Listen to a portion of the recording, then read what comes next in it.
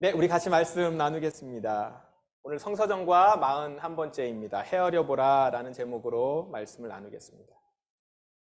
오늘 성경동화 여러분 보셨어요. 성경동화는 길 위에서 이루어진 내용입니다. 길을 걸어가다 그 위에서 이루어진 그 내용입니다. 예수님이 많은 사람들과 함께 길을 가고 있는데 가던 길을 멈추고 돌아서서 말씀하신 거예요. 많은 사람들하고 함께 이렇게 쭉 가고 있는데 가던 길을 딱 멈추니까 이제 다들 예수님이 무슨 말씀을 하시나 보다 하고 쳐다봤겠죠. 그때 이제 예수님이 돌아서서 말씀을 하신 겁니다. 이런 말씀을 하셨어요. 누구든지 내게로 오면서 자신의 아버지, 어머니, 아내, 자녀, 형제 혹은 자매를 미워하지 않으면, 그리고 더 나아가 자신의 목숨까지도 미워하지 않으면 내 제자가 될 수 없다. 같이 길을 가다가 하시는 말씀치고는 너무 갑작스럽죠? 너무 훅 들어왔습니다. 매우 단호하고 듣는 사람에 따라서는 굉장히 당황스러울 수 있는 말씀이에요. 다음 말씀을 한번 보세요. 누구든지 자기 십자가를 지고 나를 따르지 않는 사람은 내 제자가 될 수 없다. 이렇게 얘기하셨고요. 그리고 마지막 결론에 이와 같이 너희 가운데 누구든지 가지고 있는 모든 것을 버리지 않으면 내 제자가 될 수 없다라고 얘기를 하셨어요. 그러니까 정리를 하면 부모, 자녀, 형제를 미워하는 일은 곧 십자가를 지는 일이라는 거예요. 그리고 십자가를 진다는 것은 모든 것을 버리는 것인데, 여기서 모든 것이란 부모, 자녀, 형제, 그리고 자신까지를 다 말하는 것입니다. 즉, 우리가 주님을 따르는 데 있어서는 부모, 자녀, 형제, 그리고 자신의 생명까지 가진 모든 것을 버리지 않으면 제자가 되지 못한다라는 거예요. 아직 지금 예수님을 따라가지도 않은 이들에게 예수님께서는 마지막까지 완주하려면, 끝까지 따라가려면 이 정도의 대가를 감내해야 된다라고 지금 이렇게 말씀을 하고 계시는 거예요. 그리고 나서 예수님은 그 이유를 비유로 설명을 하십니다.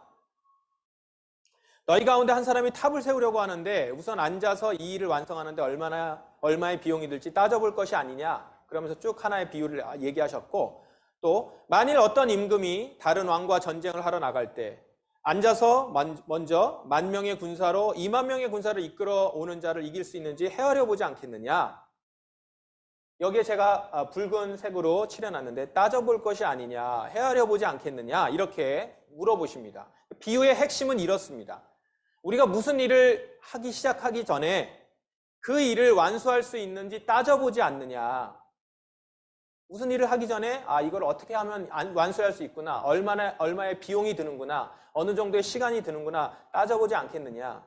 전쟁을 한다면 이길 가능성이 있는지 없는지 알고 전쟁을 하지 않겠느냐, 헤아려 보지 않겠느냐 이거예요. 그렇듯이 내가 이 일을 위해 치러야 할 대가가 얼마인지 따져보고 헤아려 보듯이 예수를 따르기 전에도 이같이 헤아려 보라라는 거예요.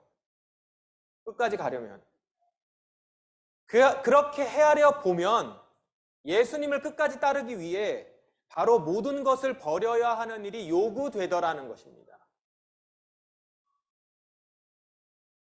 모든 것을 버리지 않으면 끝까지 완주하지 못하고 중간에 낙오되고 만다는 거예요.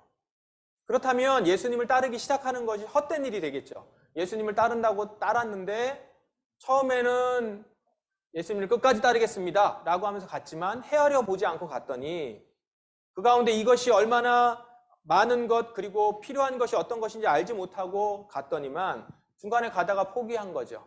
낙오된 겁니다. 그러면 예수님을 따르기 시작한 것이 헛된 것이죠. 시작 안 한 것만 못한 겁니다. 비유에 나오듯이 탑을 세우는데 비용을 따져보지 않고 짓기 시작했다가는 결국 기초공사만 하고 끝내지 못하는 꼴이 되는 거죠. 우리 삶에서도 그런 경우 있잖아요. 뭐 하겠다고 이렇게 막 다 얘기하고 계획을 세웠지만 끝까지 못하고 도중 포기. 이런 경우가 왜 생겨요? 끝까지 헤아려 보지 못하고 생각하지 못했던 거죠. 예수님께 가는 길, 예수님을 따라가는 길도 이와 같다는 것이죠. 예수님은 말만 그렇게 하신 것이 아니고요. 예수님 자신이 자기가 가는 길을 헤아려 보았습니다. 이 길을 가기 위해서 지금 내게 주신 능력과 영광스러움을 다 버려야 된다는 것을 헤아려 보았고요. 그래서 어머니 마리아와 형제 자매들이 걱정하고 염려하면서 쫓아왔을 때도 그들을 부인했죠. 그들을 미워해서 배척하고 아예 떠난 게 아니에요. 그 시간 그 부모님과 그 형제 자매들의 이야기를 듣고 따라가지 않았다라는 거죠.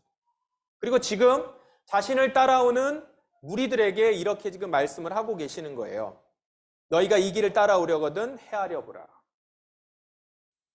예수님은 자신이 하나님의 아들이라는 사실이 부인되는 것까지도 받아들이면서 헤아려 보라고 얘기한 거예요. 그러면서 너희도 나와 같이 헤아려 보고 따라오라. 그렇게 헤아려 보면 너희도 부모와 자녀와 형제 자매 그리고 너희 자신까지도 부인해야 함을 알 수 있을 것이다. 그거예요. 그렇게 모든 것을 버릴 결심을 하고 걸음을 걸으라. 여러분, 오늘 이 말씀 예수님의 말씀인데 예수님의 말씀 그대로를 여러분에게 좀 전한 거예요. 이것이 여러분 우리가 교회에서 헌신을 요구받거나 주님을 따르라 라고 했을 때 들었던 얘기와는 좀 달라도 좀 많이 다릅니다. 예수님의 말씀에는 축복과 번영과 성공이 없어요. 그 따라오는 길에 버림과 부정이 있어요. 그렇게 따라오라는 것이죠. 그러면 예수님은 왜 이렇게 모든 것을 버려야만 당신을 따를 수 있다고 말씀을 하셨을까? 신명기 말씀에 여러분 하나님 여호와를 사랑하시오. 여호와께서 원하시는 대로 사십시오. 여호와의 명령과 규례와 율법을 지키시오. 그러면 여러분은 살고 번성할 것이요. 그리고 여러분이 들어가 차지할 땅에서 복을 내려주실 것이요. 여호와 하나님을 사랑할 때 우리는 살 수 있다라는 거예요. 여호와 하나님을 사랑할 때 우리는 살고 번성할 수 있다라는 거예요. 그런데 이 사랑을 막는 것이 있어요. 여호와를 사랑하는 걸 막는 것이 있단 말입니다. 그게 뭐냐면 바로 가족이에요. 그리고 나 자신입니다. 부모와 자녀, 형제는 가장 가까이 내 곁에 있어요. 그러면서 하나님을 사랑하는 데 있어서 걸림돌이 되곤 합니다. 이건 여러분들이 경험적으로도 아실 수 있는 거예요. 부모와 자녀, 형제, 나쁜 사람이라서 그렇습니까? 우리를 미워해서 그래요? 아니요. 오히려 우리를 너무 사랑해서. 다른 누구보다도 우리에 대한 책임감이 있기 때문에 그렇게 얘기하는 거죠. 그렇게 막아요. 그래서 내가 하나님을 사랑하고 한다고 주님을 따라가려고 할 때 믿음이 없는 부모님들이 가로막는 겁니다. 하나님이 최고가 아닌, 그들에게 있어서는 하나님이 최고가 아닐 때 부모와 그 자식은요, 하나님의 길, 예수님을 따라가면서 하나님을 사랑하려고 하는 것들 붙드는 거예요. 그래서 그렇게 예수님이 말씀하신 길을 완주하지 못하게 합니다. 너무 사랑하기 때문에 책임감이 있어서. 그런데 여러분, 나의 가족은 나의 생명을 책임질 수 없습니다. 가장 가까이서 끝까지 내 편을 들어줄 수 있는 사람들이지만 나를 사랑한다고 나를 영원히 살 수 있게 할 수 없어요. 능력이 없습니다. 그럴 능력이 없어요. 반대로 나도 내 가족을 책임질 수 없습니다. 생명을 책임질 수 없어요. 나나 내 가족이나 모두 각각 하나님을 사랑하고 예수님을 따를 때 영원히 살 수 있습니다. 그렇기 때문에 예수님은 우리에게 말씀하시는 거예요. 헤아려 보라. 그리고 모든 것을 버려야만 나를 끝까지 따를 수 있다라고 말씀을 하시는 것입니다.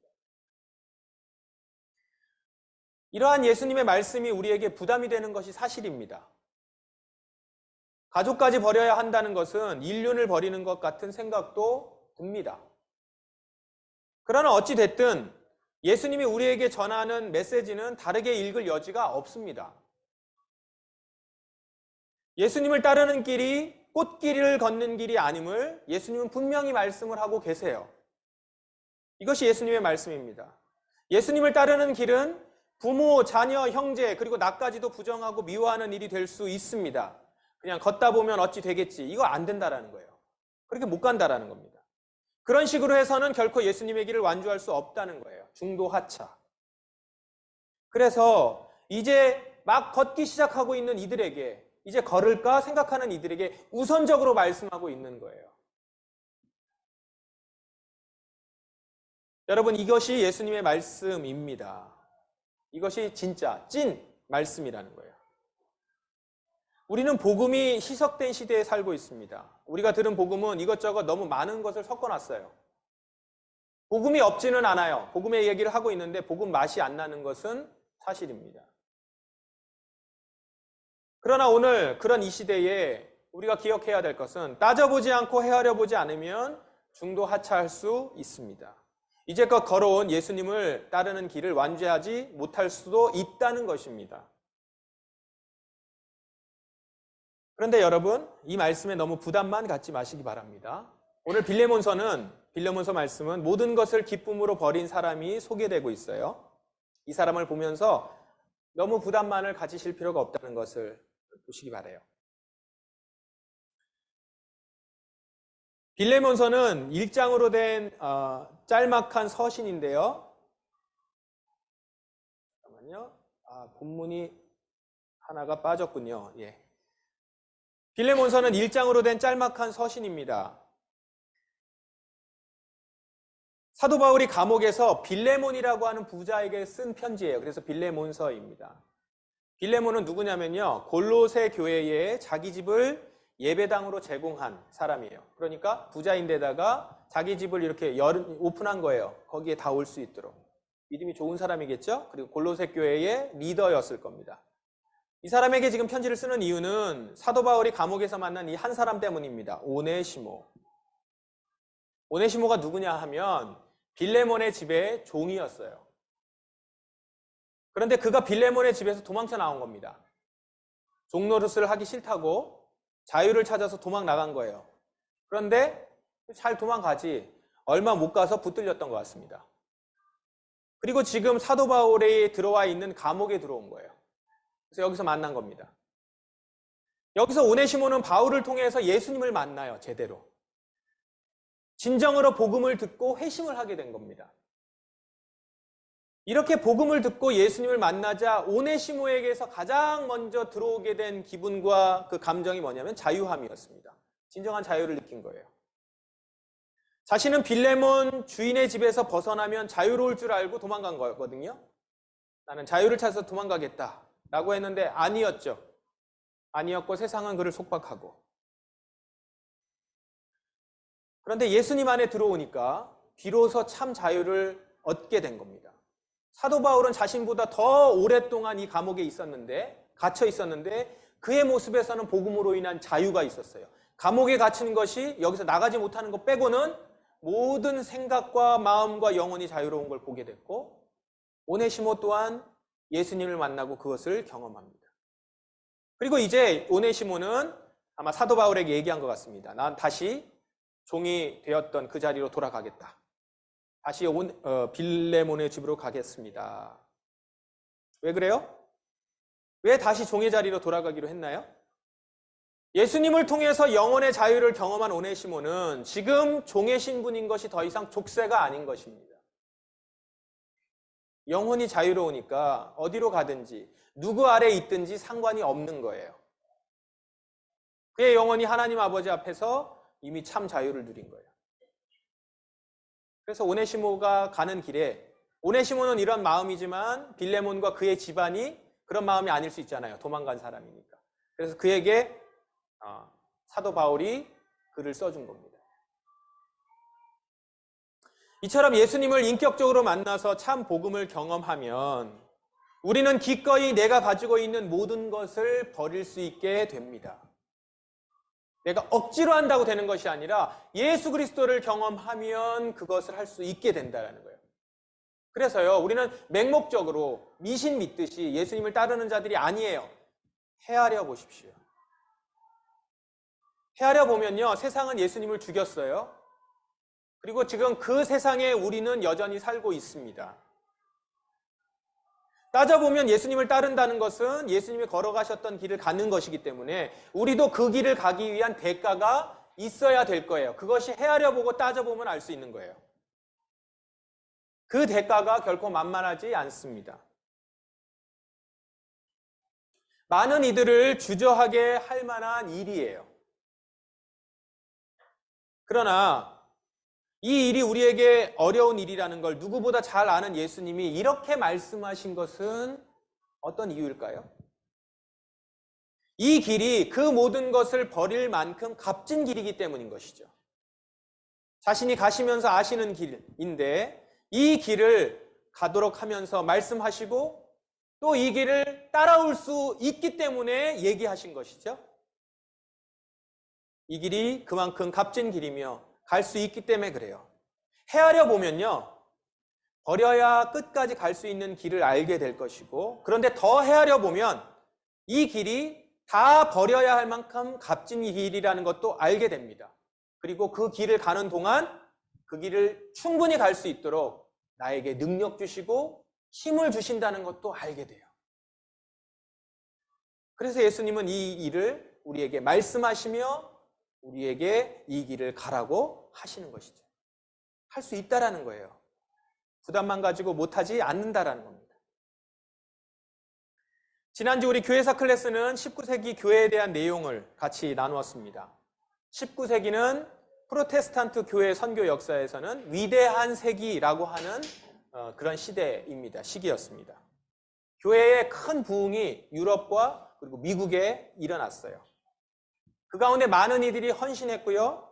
그래서 해외로 선교가 본격적으로 시작이 됩니다. 윌리엄 캐리를 필두로 해서 복음을 들고 나갑니다.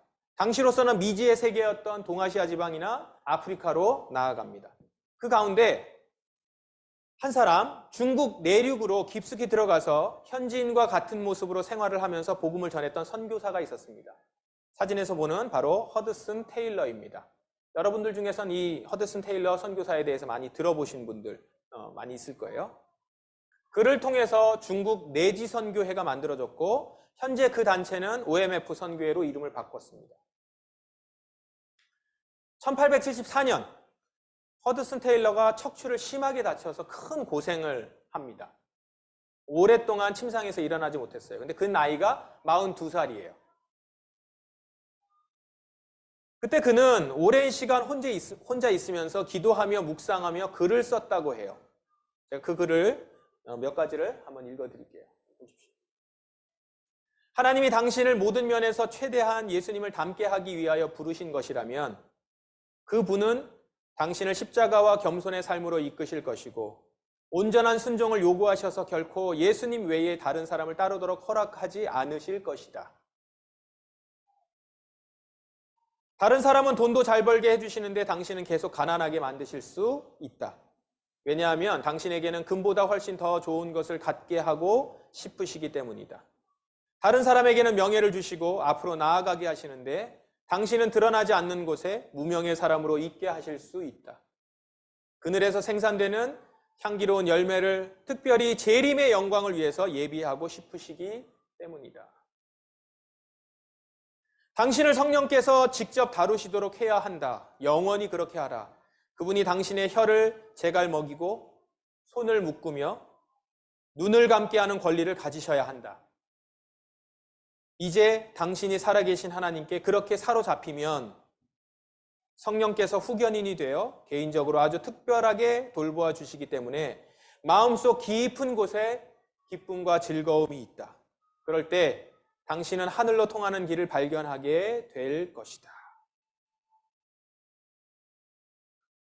우리 허드슨 테일러, 자기 가족뿐만 아니라 자기까지도 다 버린 사람이었습니다. 자기 가족을 놓고 그리고 그는 중국 내륙으로 들어갑니다. 당시 중국의 해안선을 근거로 해서 선교사들이 이미 나가 있었습니다. 이미 그곳에선 선교 활동을 할 수 있는데 그것만이 복음을 나에게 증거하라는 것이 아니었고 정말 예수님을 따라가는 삶이 그곳에 있지 않다라는 것을 알고 내륙으로 들어가요. 자기의 가족들을 놓고 들어갑니다. 또한 지금 이 글을 쓴 것이 크게 척추를 다쳐서 일어나지 못하고 있는 상황이었습니다. 건강도 잃었어요. 재물도 없습니다. 출세 안 했죠. 못했죠. 지금 우리야 나중에 가서 이제 허드슨 테일러가 존경받는 것이지 그의 당시에는 글을 그렇게 아는 사람이 많지 않았습니다. 지금 이 글도 사후에 발견된 거예요. 그가 죽은 이후에. 그런데 그가 그 가운데서 하는 고백을 들어보세요. 중간부터 다시 한번 보세요. 이제 당신이 살아계신 하나님께 그렇게 사로잡히면 성령께서 후견인이 되어 개인적으로 아주 특별하게 돌봐주시기 때문에 마음속 깊은 곳에 기쁨과 즐거움이 있다. 그럴 때 당신은 하늘로 통하는 길을 발견하게 될 것이다. 허든슨 테일러는 모든 것을 버리고 나서 비로소 진짜 예수님을 만나게 됐습니다. 건강을 잃고 누워있을 때 깊이 그 가운데서 자기가 아무것도 하지 못할 때 주님을 만나요. 오히려 건강할 때는 생각하지 못했을 수도 있습니다. 너무 열심히 선교하느라고. 그러나 지금 이 누워서 내 모든 것을 잃었을 때에 그때 참 예수님만이 나에게 기쁨이 될 수 있구나라는 걸 알게 됐고, 그때 예수님이 나에게 모든 것을 만족시켜 주시는 것을 경험하면서 그는 예수님을 붙들고 끝까지 갈 수 있는 사람인 것을, 그리고 나를 그렇게 이끌어 주시는 것임을 발견을 한 것이죠. 지금 예수님을 믿고 그분의 길을 가겠다고 하시는 여러분, 예수님이 여러분을 향해서 지금 돌아서서 하시는 말씀을 들으십시오. 여러분 앞에 지금 예수님이 계시고 여러분이 예수님과 같이 가면서 이야기를 들어요. 그런데 갑자기 멈추어 여러분에게 말씀하시는 거예요. 너희를 헤아려 보라. 나를 따라오려거든. 형제, 자매, 너의 자녀, 부모, 심지어 너의 생명까지도 버리고 미워하고 나를 따라야 될 것이다. 근데 그 안에는 모든 것을 버릴 때 주님의 길을 끝까지 따라갈 수 있게 해주심과 동시에 내가 아무것도 없을 때 그때 주님께서 당신의 기쁨과 즐거움으로 채워주신다라는 것이죠. 그래서 그것으로, 그 힘으로, 그 만족으로 나는 주님의 길을 끝까지 갈 수 있는 자가 될 것입니다. 내가 아무것도 없는 것 같은 때에 그때 기쁨과 즐거움을 발견할 수 있을 것입니다. 여러분이 혹 건강을 잃었을 때에 그때에도 여전히 여러분 옆에 계시는 주님, 그리고 그 상황과 상관없이 주님의 길을 따라갈 수 있는 존재라는 것들을 발견하게 되며 여러분은 더 주님을 깊이 고백할 수 있을 것입니다. 그 시간이 여러분 주님을 만날 수 있는 시간일 것입니다. 하늘로 통하는 길을 발견하게 될 거예요. 사랑하는 우리 성도 여러분, 여러분의 삶에 예수님만이 가장 귀한 이름이 되시기를 바랍니다. 그 길로 가는 데 있어서 때로는 버려야 될 것들, 심지어 나의 생명조차도 내어놓아야 될 수 있는 상황이 될 수 있을 것입니다. 그것을 예수님은 결코 부인하거나 그렇지 않을 것이라고 우리에게 위안하지 않습니다. 오히려 그것이 있을 것이라고 말씀을 하셨습니다.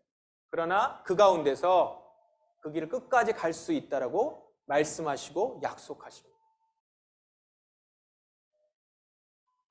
모든 것을 버릴 때 주님의 길을 끝까지 따를 수 있음을 오늘도 고백하며 예수님만이 나의 가장 귀한 이름임을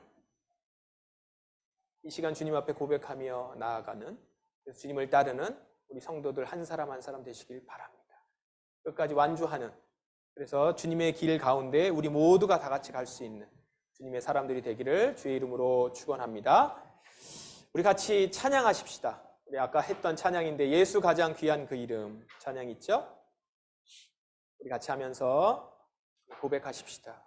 주님께서 지금 이 시간 나에게 말씀하시고 있는 그 말씀을 들으면서 나를 따라오려거든 자기 십자가를 지고 너의 생명조차도 부모와 가정과 너의 자녀와 형제 자매를 부인하면서도 나를 따라와야 할 것이다 라고 했을 때 여러분 그 앞에서 이 찬양으로 고백하며 따라가실 수 있기를 바랍니다.